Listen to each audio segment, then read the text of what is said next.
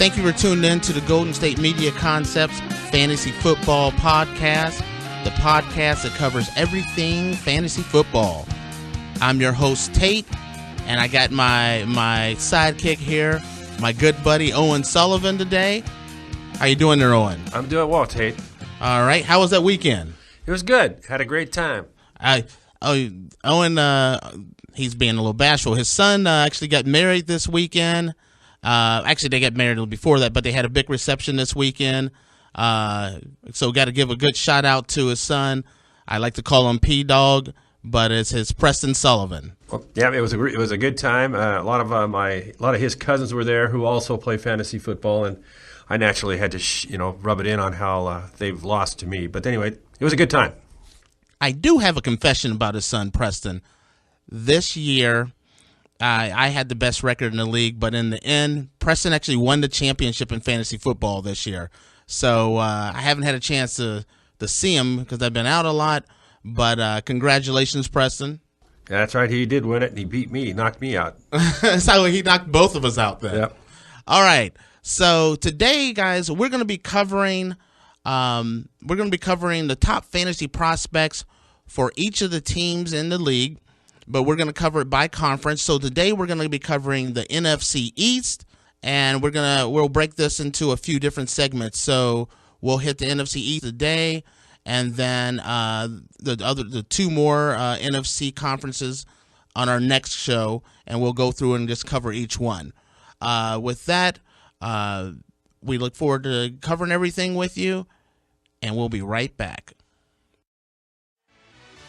Are you looking for the very best NFL and college football podcast? Then check out the GSMC Football Podcast. Get the latest football news both on and off the field. From the NFL Draft to trades to the rumor mill to the NFL Combines, they got you covered. That's GSMCpodcast.com/football-podcast. Get updates on college rivalries, game day insights, and much, much more. It's football talk the way you want it. This show eats, sleeps, and breathes football. Don't forget to like them on Facebook and follow them on Twitter. Visit GSMCpodcast.com for more info.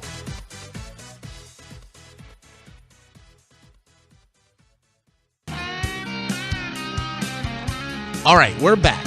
And as we were just saying before the break, that we are actually going to be covering the top fantasy studs for each of the conferences.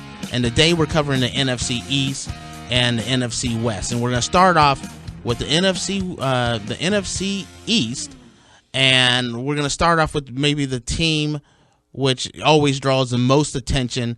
That's the Dallas Cowboys. Now, Owen, what's your thoughts on the Dallas Cowboys this year? Well, first off, let me tell you something about the NFC East.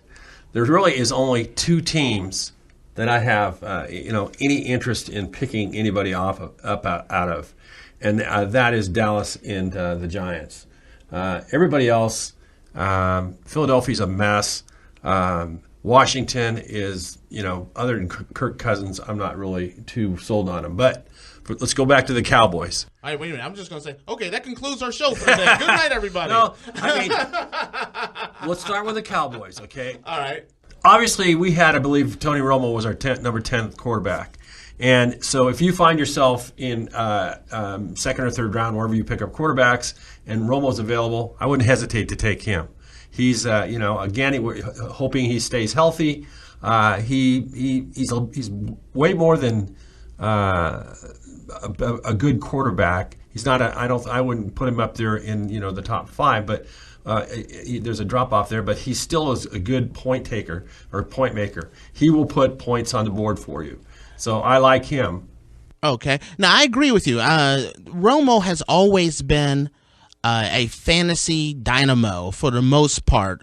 I've always been a big fan of Romo, but last year, if you drafted Romo, you were in a world of hurt just because of the injuries. Do you think he has the injury bug behind him? I think so. Again, he's good. When we talked at the very first show, we talked about this. He's got just an amazing offensive line. They should keep him on his feet, and he, as long as that happens, because last year was a freak accident when he got hurt. So I think he can stay healthy. If he, and if he does, he has got such a one of the best wide receiving core in both his and also his tight end, and then the pickup of Ezekiel Elliott is just a huge addition. Yes. No, I agree. Ezekiel Elliott is that player who is a fantasy football must-have. He's that running back that he runs hard. He catches the ball out of the backfield. He blocks. This is going to be that guy that is an every down running back. And there's not a lot of those out there anymore. If you remember Eddie Lacy when he came out of Alabama first year, he was, as a rookie, he ran wild. He was a point machine. I think Elliott will be that and more. I think he's probably one of the best backs coming out of a college in a long time. What's your thoughts? I mean, he's the whole package.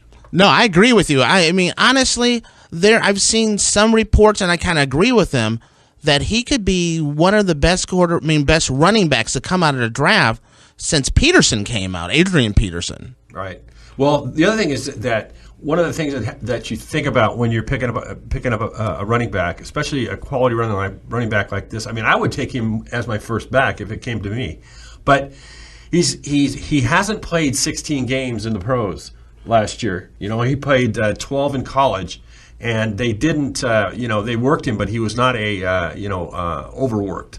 Now, would you consider him? Now, would you say he's your number one running back in the draft? So you take him over, let's say, Adrian Peterson, or I'm going brain dead on the guy from the Rams.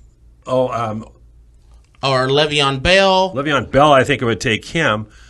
Yeah, I think I would take Bell. Todd Gurley is who I was thinking about right away. I would take him or Gurley, but I think this would be the third pick. I wouldn't have a problem with that. I would look at Le'Veon Bell. I would look at Gurley next, and then and it's kind of crazy, but I'm going to take Ezekiel Elliott over Adrian Peterson. Peterson's been always a workhorse, but each year he's a little older, and when a running back gets a little older, that drop off can be great to nothing fast.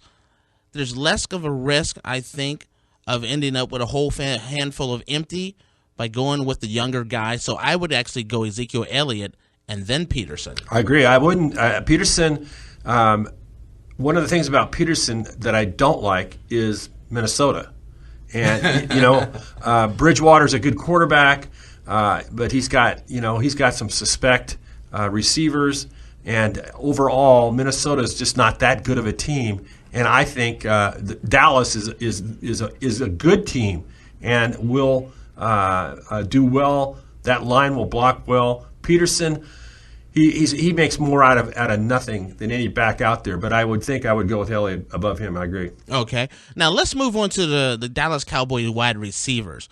And when you're thinking about wide receivers and Dallas Cowboys, the first person that comes to mind is always Dez Bryant. Of course. Now Dez is always been a superstar wide receiver, but last year he had a pretty serious injury, missed pretty much the entire season. Is this a bounce back year for Dez, or do you think the injury bug just keeps bugging him? And because like a lot of receivers, because he had a broken foot, that can sometimes affect a wide receiver for the rest of their career. I agree, but I don't think that was that type of an injury. I've heard that he's healed up and he's working hard, and he is he always was a hard worker, one of the best practice players out there. I think the only thing I would have an issue with him is sometimes he's a diva. I should say sometimes. A lot of times he's a diva. And aren't we all a little bit of a diva though? Please, not like that. But I think he's gonna have a bounce back year. I think he's gonna, and again, if Romo stays healthy, I think he's gonna do really, really well. He'd be one of my top wide receivers that I would go with. I agree with you. I think the big mistake that I think a lot of people will make with Dez Bryant is they'll look around and they'll look at him and they say he missed most of last year, and they may discount and upgrade a couple of other receivers. But this is what I look at with Dez. Dez missed most of the beginning of the season.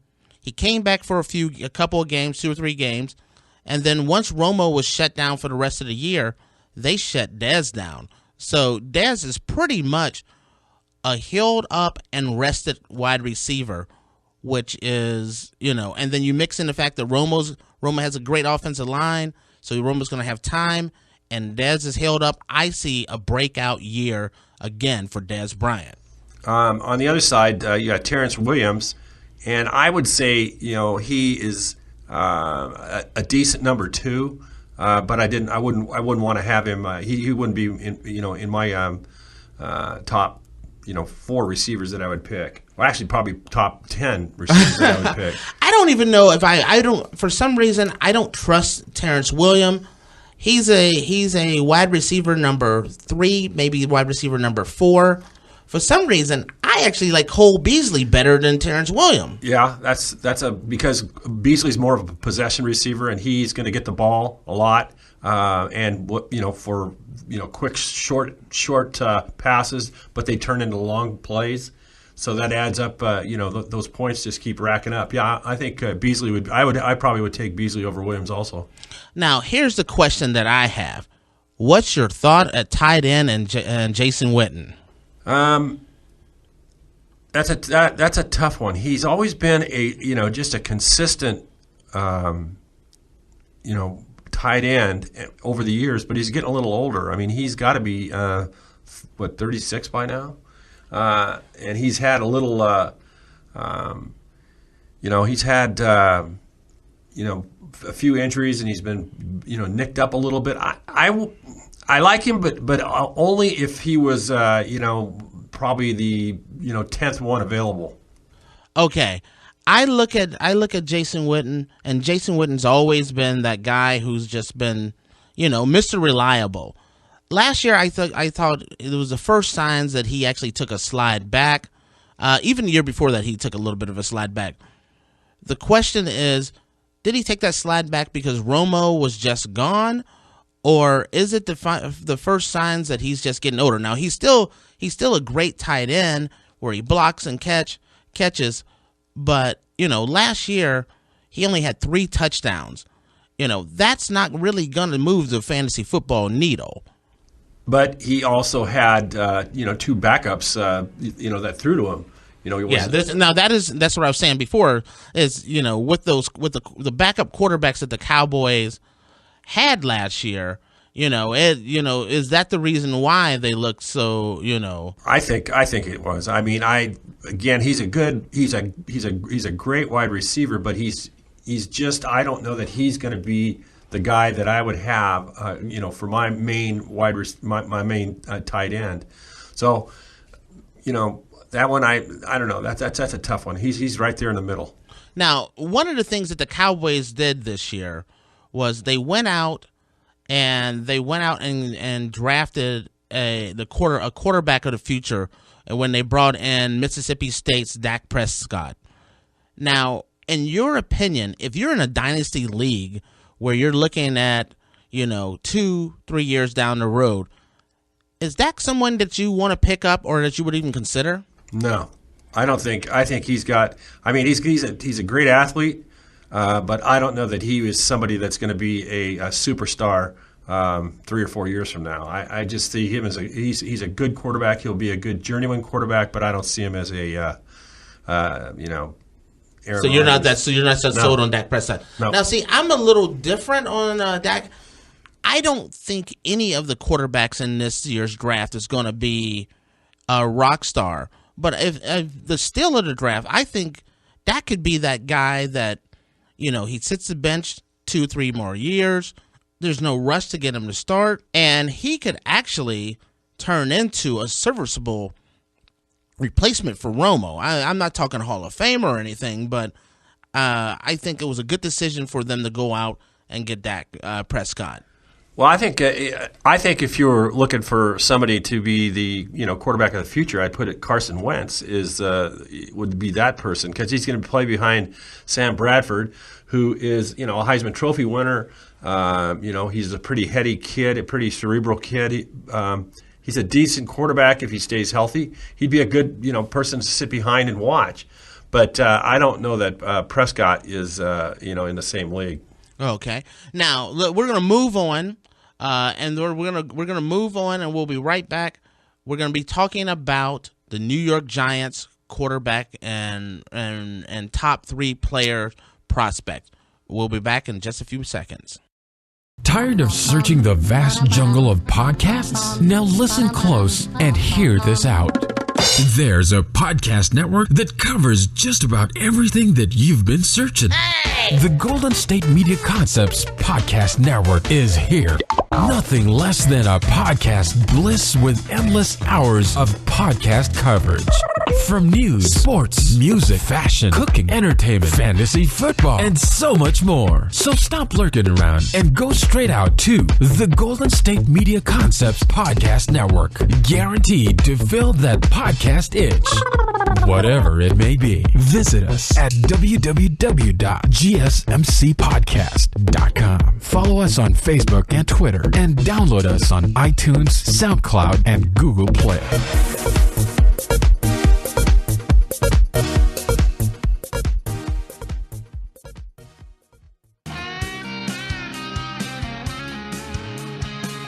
Okay, we're back, and we've been covering the NFC East and who are the top players from the NFC East. We're going team by team, and we're saying who are the top players to draft in this year's 2016 fantasy football draft.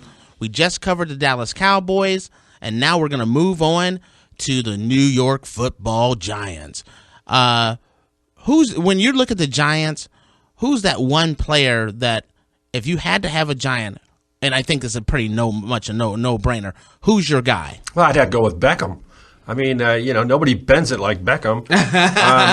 He is, he's a playmaker. He is. You get the ball to him, and you don't know what the heck's going to happen. He's just a fantastic wide receiver. One of the, becoming. I think he's only in his second year. This will be his third year.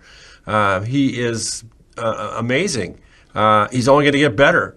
And I think the fact that Coughlin resigned and McAdoo is the new coach, I think he's going to open up the playbook for Manning to throw the ball around, pass the ball around. Victor Cruz is back.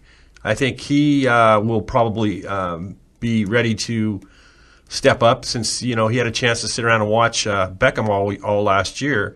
So I think the Giants, Manning, Beckham, and Cruz, all 3 of those are going to be quality players to look at. Okay, now see, I look at it a little differently. I agree that I think the offense on the Giants will actually open up a lot more with Tom Coughlin being gone, and Odell Beckham Jr. He's that take it to the house guy on any play at any given time. Odell Beckham Jr., if someone told me, he's my first pick overall, if you're taking a wide receiver over first pick overall, Odell would be my guy if I was going for a quarterback first overall. But when we start looking at other wide receivers and we look at Victor Cruz, as I said in our last episode, I want nothing to do with Victor Cruz. He can sauce on the sideline, but he can't sauce on my lineup. Yeah, he will. He would be, a secondary receiver for me. I don't know if I would not completely. I mean, I'd overlook him completely. The fact that, like I said, he sat on the sidelines all last year and saw Beckham, take off. I think that's going to give him a little incentive to come back and try to be, the wide receiver that he was 2 years ago. So I wouldn't write him off right yet. I'd say keep an eye on him for the first couple of games, see how he performs, or even in the preseason. Now, but here's the thing, though. Are you, because for me, I'm not drafting Victor Cruz. Would you draft Victor Cruz? No. Okay, I just wanted to make sure we're on the same page on that one. Now, we also agree that Eli Manning, I think this is the year that you get a chance, that Eli gets a chance to really show what he has. I think he has the keys to the car, and they're gonna let him, just let it fly this year. So I'm kind of excited about seeing what exactly Eli does. I think it could be a breakout year for him. Coughlin has just kind of held that bit in his mouth and pulled it back, held him back. I think the offense is gonna be opened up, and with Beckham in the mix and Cruz in the mix, I think I think Manning could just be move up a few notches as far as where a quarterback should be. Okay, so if we both agree that Eli's going to have a much improved year.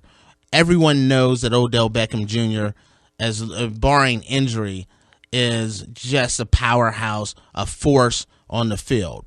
But my question is, I personally think if you're going to have a successful run in the NFL, and you're gonna have players that are actually gonna have breakout years, you have to have a running game. And in my opinion, is there a running back on the Giants you want? No, not one. No. If I went wide receiver very early and I went very deep with wide receivers and I needed a wide receiver and I had to take someone, I would take Jennings, but I wouldn't be happy about it.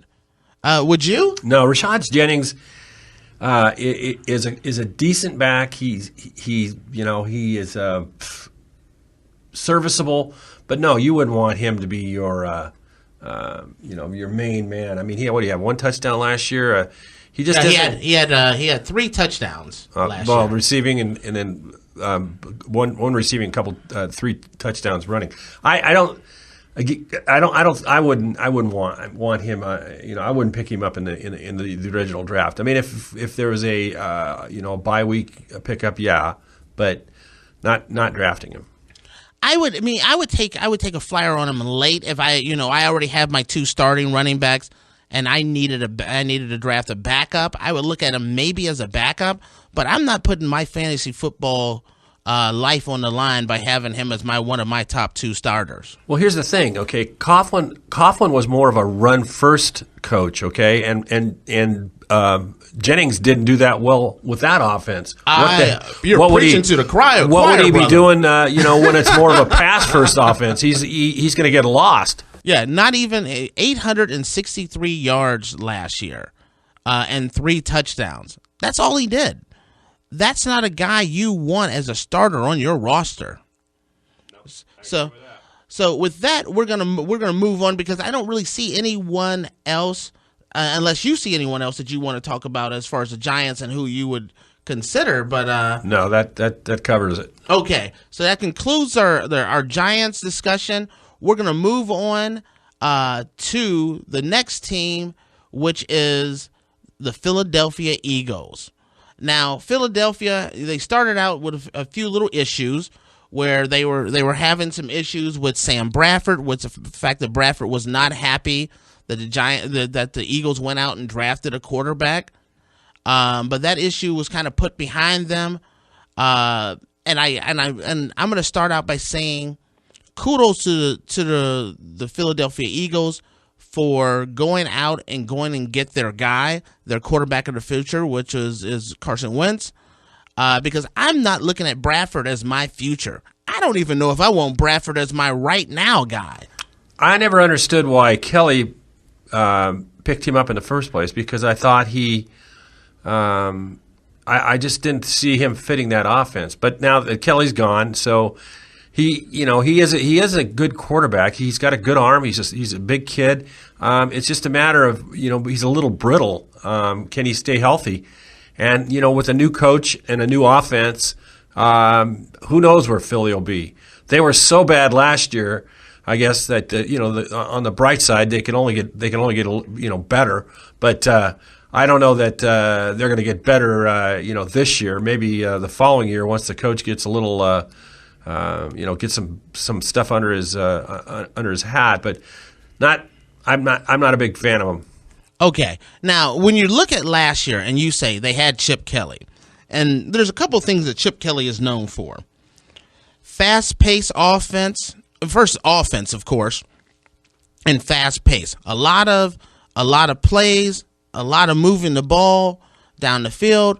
You look at other quarterbacks that have done well for Chip Kelly, and then I say Sam Bradford, and you say 19 touchdowns, 14 interceptions. He's Bradford turns the ball over. He doesn't really jump off the field. He's a guy that he gives and he takes. So if you're starting your quarterback, you want a quarterback that's going to be like, okay, here's a touchdown, but I'm going to take an interception as well. Not my kind of guy. He gets sacked a lot too, and the defense. Philly's defense is not that great that they're going to keep him on the field. So I'm not a big Bradford fan. I don't think I would. I wouldn't even go near him in the draft. I wouldn't go near him. I wouldn't go near him on the fan. I wouldn't go him on the draft. I wouldn't go near him on the waiver wire. I don't want anything to do with him. Now, let's talk about the wide receivers. And one of the things, Philadelphia always had a ton of great wide receivers, and then Chip Kelly got rid of them all. Is there a wide receiver that you would be, that you would really say, this is my guy, I want to have? No. But there's a reason for that, because you have no confidence in Bradford, and you have no confidence in that offense yet. It's just it's an unproven commodity. Bradford is yet to prove to me anyway that he can put points on the board and can put the ball into his wide receivers' hands. And if that's the case, then Matthews or Randall, any of these guys are not going to do that well. They'll be serviceable, but they're not going to put up the Odell Beckham points or Brown of Pittsburgh that you want. Okay, here's my math of the day. Don't have to take the shoes off or carry the one or anything like that. This is my math. Bad offensive line, bad quarterback, below average running back equals crappy season for wide receivers. Good assessment. I wouldn't say that Bradford's a bad quarterback. I just say he's not. He's in the middle, mediocre. Offensive line, though, I agree. And running backs are not going to scare anybody. I mean, Darren Sproles is really their biggest threat. I agree. And he's coming out of the backfield, and he's also coming behind Matthews. So that's no bonus. No, I mean, and when you're talking about and the reason why I say bad quarterback is this: if you're in a 12-team league, is he one of the top 12 wide receiver? I mean, 12 quarterbacks. Bradford? No, or exactly. No. If you're in a 16-team league, are you taking Sam Bradford? No. Absolutely not. So, if he's not one of the top 16 guys, he's not even one of the top 20 guys. I'm not, I say bad quarterback. Okay, well, that's you could say that. And you were just touching on the running backs. Do you see any breakout years with the running backs? Well, no, you know who Matthews and Sproles are, and I don't think they're not younger than they were last year. No. So no, I don't see any big bonus. I mean, if they might trade for somebody, but that hasn't happened yet. So what you have is those two, and that's it. Now, what about the tight end spot? I like Ertz. He's big, strong. He's like a Jason Witten, a younger Jason Witten, but.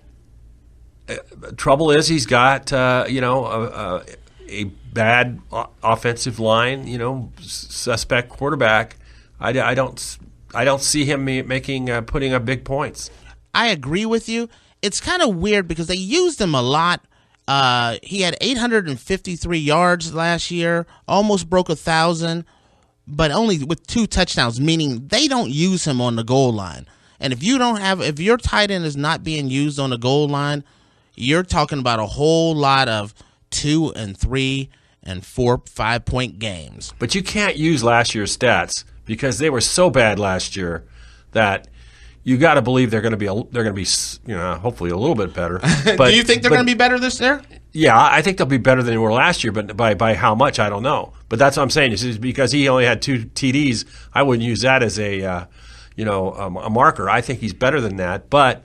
How much? I don't know. I wouldn't pick him up. In the draft. I think I'd pass on that. I would definitely pass on him too.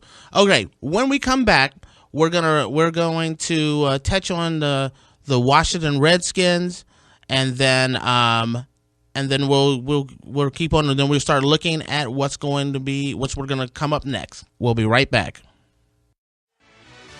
Check out the show that's built on the MMA. From the UFC to extreme cage fighting, they got the fights covered. Check out the GSMC MMA podcast. Get the latest news on past or upcoming fights. Join us as we talk to and about some of the biggest names in the MMA, past, present, and future. When it's the fight game, there's just one show to check out. GSMCpodcast.com/MMA-podcast. Don't forget to like them on Facebook and follow them on Twitter. Visit GSMCpodcast.com for more info.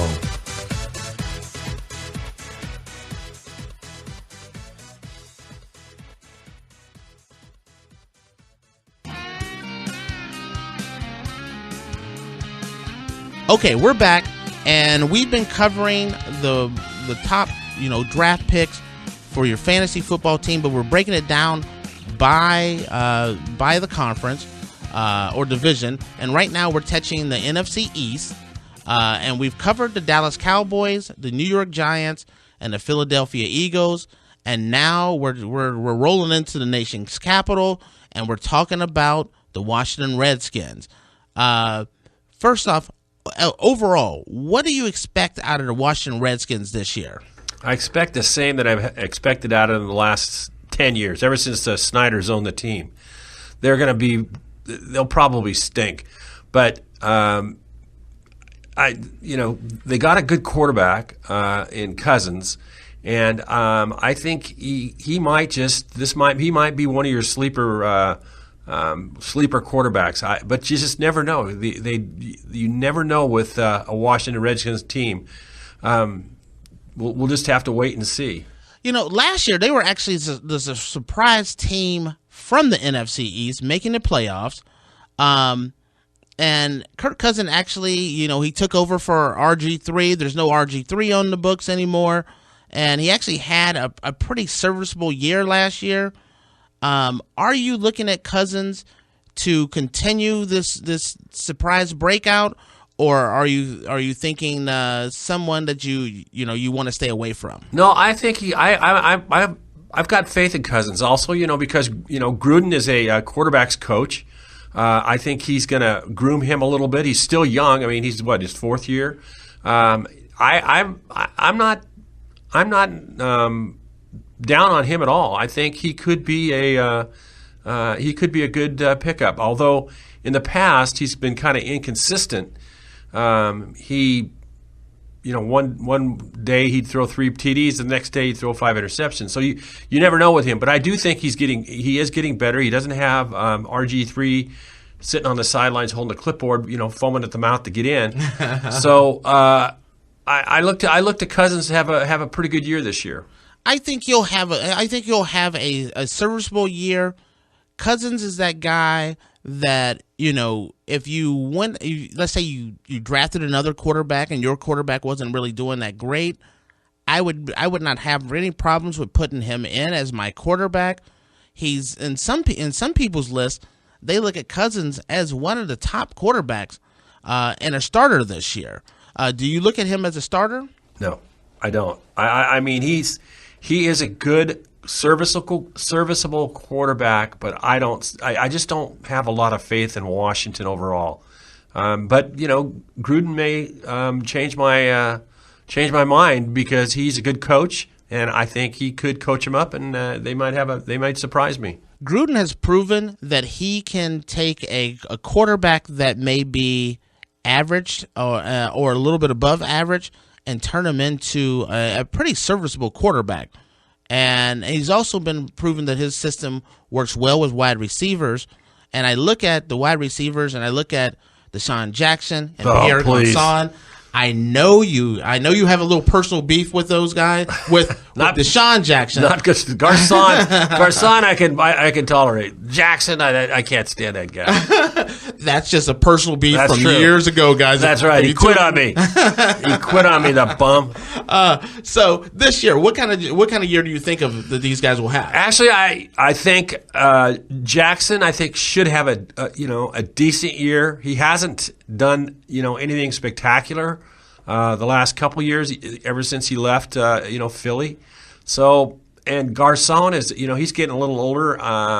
Again, not somebody I would pick up in the draft, but, he could be a good waiver player. But other than that, I don't see anybody that just jumps up and down at me. Now, what about Pierre? What's your thoughts with him? I was just saying he's a decent wide receiver. He's getting a little older, but I think he'd be a good bye week pickup. But I don't know that I'd pick him up anything other than that. Now, see, here's my problem. DeSean Jackson is that feast or famine guy. When DeSean Jackson's on, he's one of the top wide receivers in the NFL. The problem is, you can have a day where he can give you 20 points, and next week he'll give you 5. He's just one of those guys where he's very streaky, but he's definitely considered one of the a guy that you would go out and get and put him on your roster.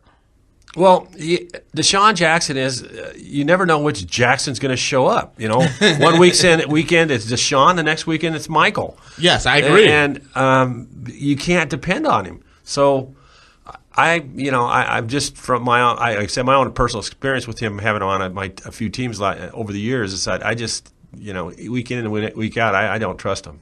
No, I understand. I can understand. Now, there's a guy on the Giants, not the Giants, but the Redskins roster that I love. I think this is a guy that is going to be overlooked, but I think he is one of those guys that could turn into a must-start kind of guy, and that's Jordan Reed. Jordan Reed almost got almost 1,000 yards last year, 11 touchdowns. He proved that Cousins, he's one of Cousins' security blankets. When things get tough, coverage breaks down, he's the guy that Kirk Cousins goes to. He's that security blanket, and I think you're gonna get a lot more of that this year because he's a young guy. He has lots of talent. I see the arrow going up for him. There's a lot of things that remind me of Aaron Hernandez and him. One, he went to Florida too. The other thing is he's big, he's long, and he is a tough, almost like a basketball player when he posts up. He doesn't have any near the tats that Hernandez is, and to my knowledge, he hasn't killed anybody lately. But bad joke. But I think he's got potential in the long run. Yeah. No, I agree. I think this guy. I think he could be one of those guys that really, you could get him later in your draft, and I think he's one of those guys that would turn into something pretty special. Now, we when we started this episode, we were planning on covering the entire NFC, the NFC East and the NFC West, but we kind of ran a little longer than we were expecting. So what we're gonna do is we're gonna end this today, but then on our next episode, we're actually gonna dive in and talk a little bit more. And we're gonna cover the NFC West, and then we're gonna go and break down each conference from there. Thank you guys for listening. And like I said, next week we'll be talking about the NFC West. Owen, I appreciate you being here. Any last words? It's my pleasure. No, it's fun going over these things. These guys. I think it's going to be a fun year. It's going to be interesting, and I think there's going to be some players that we don't even know about that we'll be talking about later. Now, there are definitely every year there's always that breakout guy. But anyway, like I said, we'll be covering the NFC West on our next episode. Thank you guys for listening. Remember that you can visit us at www.gsmcpodcast.com. You can visit us you can friend us at Facebook and on Facebook and Twitter, and then you can also download us on iTunes, Stitcher, SoundCloud, and Google Play. Good night, and have a good one.